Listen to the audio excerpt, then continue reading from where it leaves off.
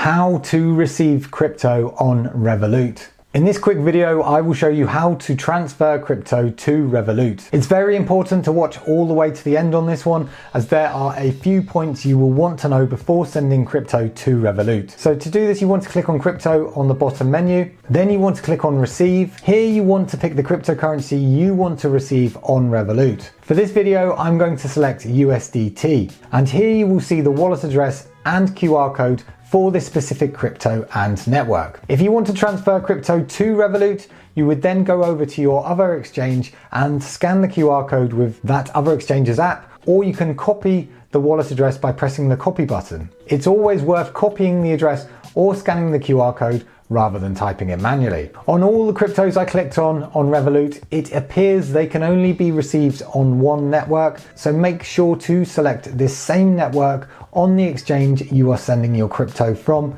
otherwise your funds will be lost. In this example, USDT can only be received on the Ethereum network. If it's your first time transferring to a new wallet, then it's always recommended to send a small test amount of crypto first. But it's worth noting that some cryptos on Revolut have a minimum transfer amount. For example, USDT has a minimum of 20 USDT, and if the amount you receive is less than this, then the funds will be held pending and will only be added to your balance when your accumulated pending funds reach the minimum amount. It's also worth noting that Revolut only supports deposits from trusted major crypto services like Coinbase, Binance, Kraken, Bitstamp, eToro, to name a few.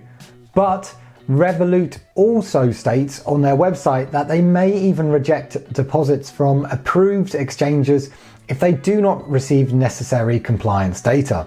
They do not support deposits from Bybit, KuCoin, Huobi, Bitfinex, Gate.io, and Roku. It also doesn't say on their website what will happen if you try transferring from one of these unsupported exchanges. So if you're going to try it, then it's on your own back, and I accept no liability for you losing your crypto. So anyway, that is how you receive crypto on Revolut. So if you got any value from this video, then please smash the like button, and don't forget to subscribe as I upload new finance and crypto related content every week. And if you're just getting started with crypto, you may be wondering what's the difference between a coin and a token, so I recommend watching this video next. It's been Ollie from Get Geek Finance. Thanks for watching, and I'll catch you in the next one.